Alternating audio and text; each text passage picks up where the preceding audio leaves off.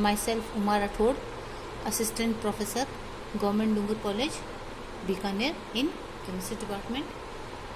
आज हम Schrodinger equation के बारे में जानेंगे।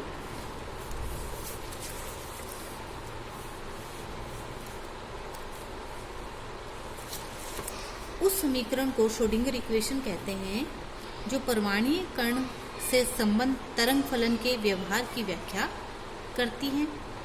यह एक ऐसी समीकरण है जिसके परमाणुीय तथा आणविक संरचनाओं के संबंध में एक क्रमबद्ध गणितीय उपचार के गेट खोलती हैं।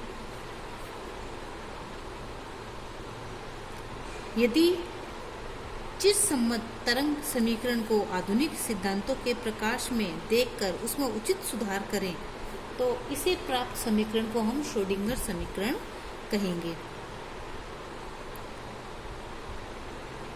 क्लासिकल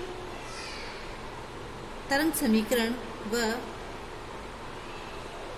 क्लासिकल तरंग के व्यवहार के बारे में व्याख्या करती है। डी ब्रोगली के अनुसार कुछ विशिष्ट घटनाओं में गतिमान सूक्ष्म कणों की प्रकृति भी तरंगीय होती है और ऐसी द्रव्य तरंगों का तरंग दैर्ध्य हम जानते हैं lambda is equal to h upon mu के बराबर होता है। Schrodinger derived a wave equation for a moving particle which is known as Schrodinger's fundamental wave equation।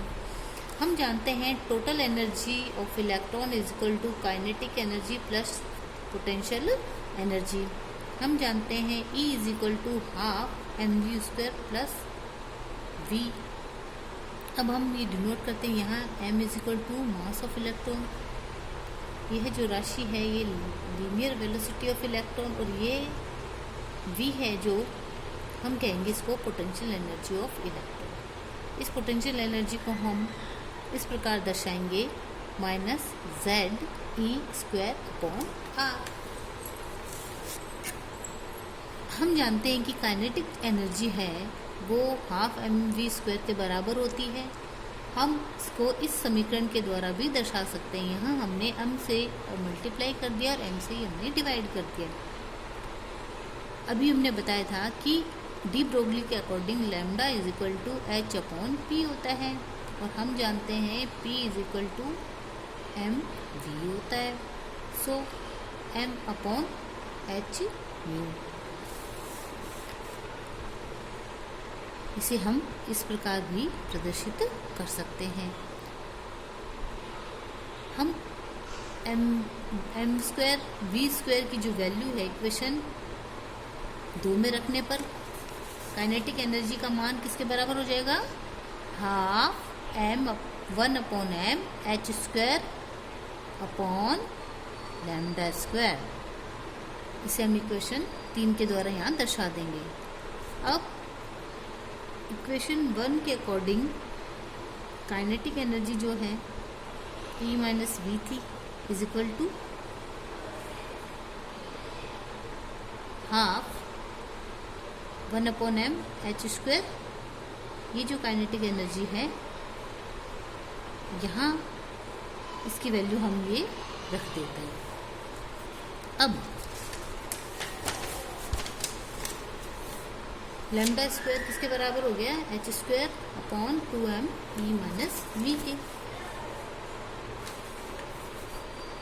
हमारे पास एक इक्वेशन होती है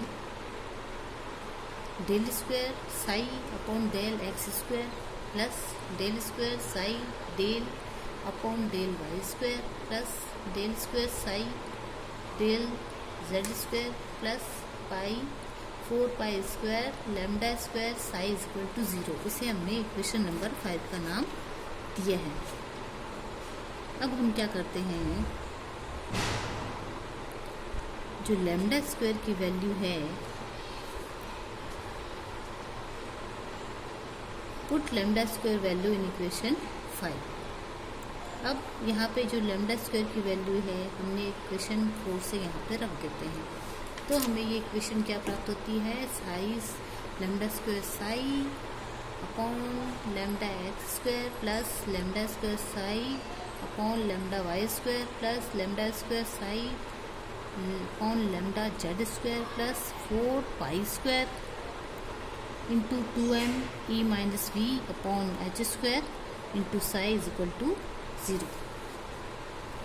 हम यहाँ पर इस 4 इंटू 2 का मल्टीप्लाई कर देंगे तो आएगा 8। सेम उसी इक्वेशन को 0।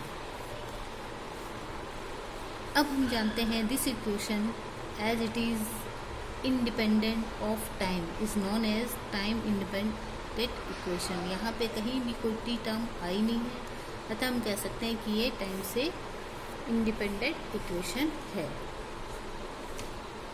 इसमें del square psi del x square psi को इसमें से हम कॉमन ले लेते हैं। कॉमन लेने के बाद शेष बची हुई राशि ब्रैकेट में आ जाएगी हमारे पास में, प्लस में remaining 8 pi square m upon h square e minus v psi is equal to 0। अब हमने इस टर्म को डेल स्क्वायर का नाम दिया है, जो कि एक मैथमेटिकल ऑपरेटर है which is known as Laplacian operator. तो हम कह सकते हैं कि del square psi plus 8 pi square m upon h square E V psi is equal to क्या हो गया हमारे पास, E minus V is equal to हमारे पास क्या हो गया 0।